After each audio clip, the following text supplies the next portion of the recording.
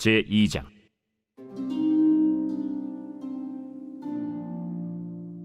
한나가 기도하여 이르되, 내 마음이 여호와로 말미암아 즐거워하며 내 뿔이 여호와로 말미암아 높아졌으며 내 입이 내 원수들을 향하여 크게 열렸으니 이는 내가 주의 구원으로 말미암아 기뻐함이니이다.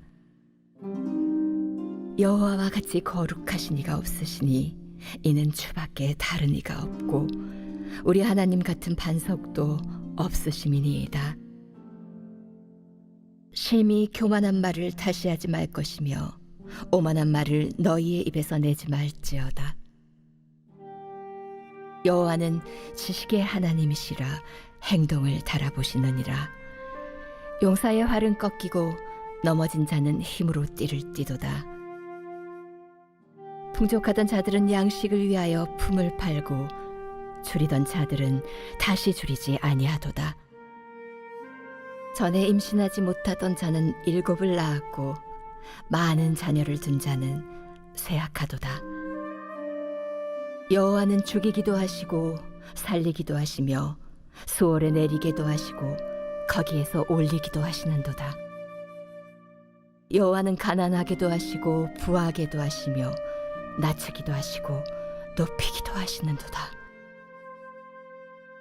가난한 자를 진토에서 일으키시며 빈궁한 자를 거름더미에서 올리사 귀족들과 함께 앉게 하시며 영광의 자리를 차지하게 하시는도다.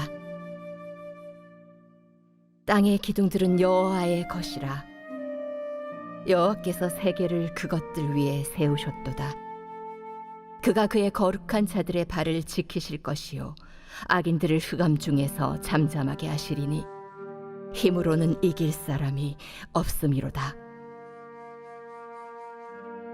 여호와를 대적하는 자는 산산이 깨어질 것이라. 하늘에서 우레로 그들을 치시리로다. 여호와께서 땅끝까지 심판을 내리시고 자기 왕에게 힘을 주시며 자기의 기름 부음을 받은 자의 뿔을 높이시리로다. 할렐루야. 5월 10일 화요일 아침 묵상 함께 나누도록 하겠습니다. 오늘 한나의 기도를 통해 한나가 경험하고 찬양한 하나님은 어떤 하나님인가? 우리가 암과 동시에 그렇다면 나의 하나님은 어떤 하나님이신가를 한번 생각하고 고민할 수 있기를 소망합니다. 하나님은 아이를 갖지 못하는 한나에게 아이를 허락해 주셨습니다. 이는 고통과 어려움에 있던 자의 기도를 들어주신 것입니다. 그리고 그에게 자비를 베풀어 주신 것입니다. 하나님은 무엇보다 고통당하는 이들의 호소를 외면하지 않으십니다. 출애굽 당시 학대받는 이스라엘의 기도를 들어주셨던 것처럼 자녀의 없음으로 외면받고 또 무시당하는 한나의 기도를 하나님께서 들어주셨습니다.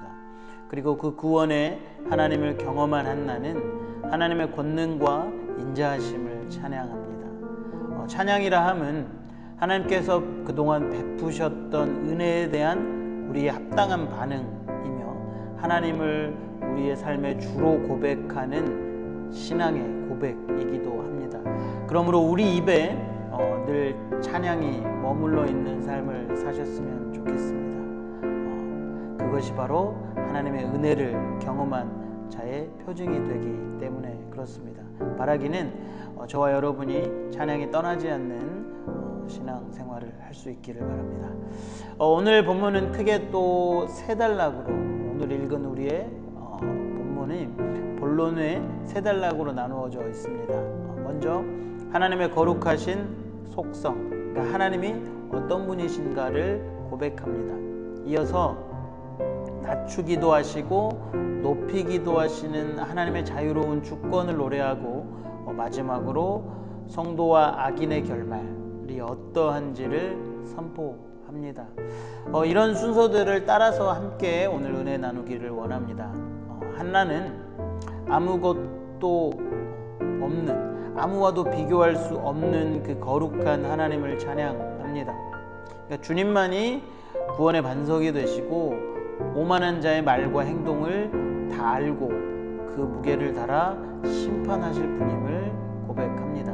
그러니까 누군가의 고통을 자신의 기쁨으로 삼았던 분인나 같은 이들은 결국에 심판받을 것임을 암시합니다. 그러니까 분인나와 같은 이들이 가득한 세상에서 나의 없음, 그러니까 즉 나의 결핍 때문에 우리는 조롱받는 삶을 살아갈 수 있습니다. 그러나 우리는 그럴 때 우리 구원의 하나님을 바라보아야 할 것입니다.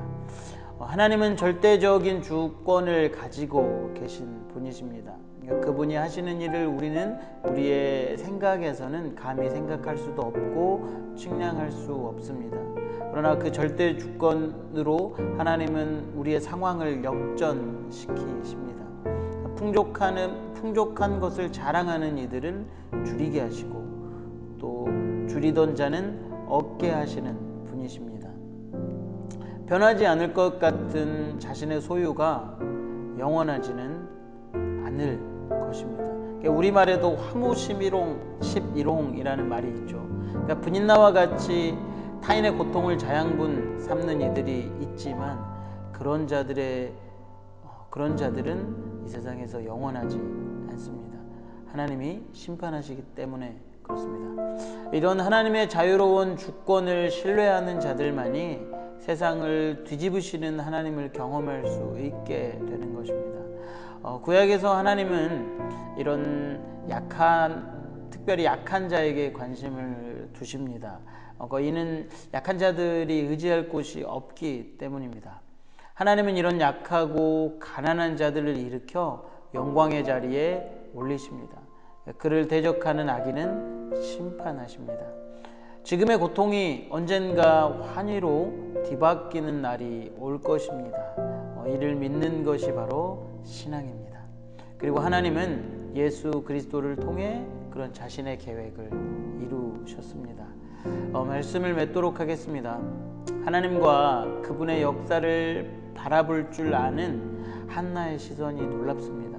특히 당시 시대는 영적으로 어둡던 시대였기 때문에 더욱 놀랍습니다. 한나처럼 자신의 일상에서 하나님을 붙드는 이들에 의해 우리의 미래는 준비되는 것입니다.